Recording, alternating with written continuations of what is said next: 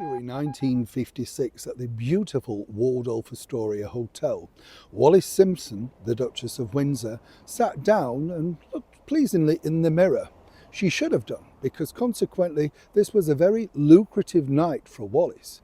She was about to, welcome over 400 pressmen to her presidential suite at the famous Waldorf Astoria Hotel, because she'd had, of course, a launch of her own one and only book, The Heart Has Its Reasons. Now, it reminds you of somebody's story of today, right? Simply because they were very keen, naturally, to interview, meet, photograph, whatever, Wallis Simpson, the most infamous woman, mistress, whatever you want to call her, in the world.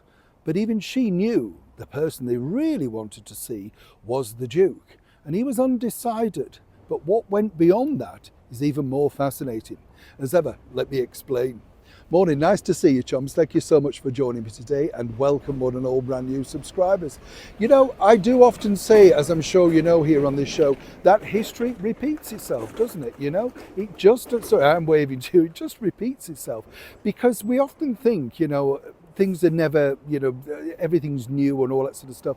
It really isn't. I remember talking, as many of you know, to a good friend of mine, Mickey Rooney, and he told me this great ruse that Louis B. Mayer would sign up a movie star, meet them at the very sort of rural at the time Hollywood station, present them with £1 million check, a Rolls Royce, whatever they wanted for the press. And the moment the press had gone, the check was just pushed back. You never saw the £1 million again. You never saw the car. It was all phony baloney, as he called it. It was just great because, as he said, that's showmanship. Now, you might say the same thing, of course, of somebody like Wallis Simpson. You know, we all know the background to her story, because consequently what came out was that while she didn't mind, obviously, still being the mistress of the king, she certainly didn't anticipate or want that particular life. Now, the parallels to her and Meghan Markle are very similar. The thing about Wallis is she did have more class, and what she really enjoyed was high society, mixing with people, being a gregarious host, hosting numerous dinner parties, soirees, premieres, that sort of stuff. She didn't look for the limelight came to her. The difference is that Meghan looks for the limelight, right? 100%. Now, where this gets really interesting is, as I say, on the February evening in 1956 at the Waldorf Astoria, she was launching this book, 400 pages long, and it was really her version of events. Now, as you can imagine, over here in the United Kingdom, they were very nervous, because this really was the first time that Wallis's version of events was coming to the fore, right? Yet nobody really knew what she was going to say, what it was about. Her advance was pretty phenomenal. A lot of money, probably around about just close to £1 million in today's money, which is a lot of money back then. And nobody was really sure, you know, at this point, people more liked Hollywood scandals and servants talking behind the scenes. They weren't particularly bothered about, you know, the Duchess of Windsor, unless she was ready to tell some real stories. Now, as you can imagine, 400 pressmen in the room at the Waldorf, very nice.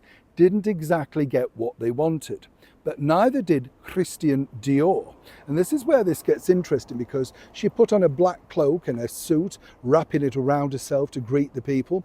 And basically Wallis was given numerous things, everything from the hosiery to the shoes, to the bracelet, to the coiffure, the makeup, everything was being rolled out, right? And during this conversation, and this is what I love about, you know, us and them, right? We'd be absolutely delighted if somebody said, well, if you just wear this Cartier watch, you know, and just bring it into the conversation, or make sure it's prominent when they take your picture on the Duke's arm or something like that, right?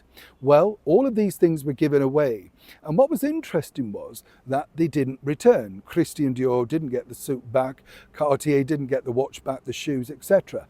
But the story didn't end there, because, and this is where I find this fascinating, and I'm sure you'll agree on this, chumps. You see, Wallis Simpson was very clever, because again, a little bit like Meghan Markle, and at this point, 20 years since the abdication, the Duke was wheeled in to meet the 400 pressmen.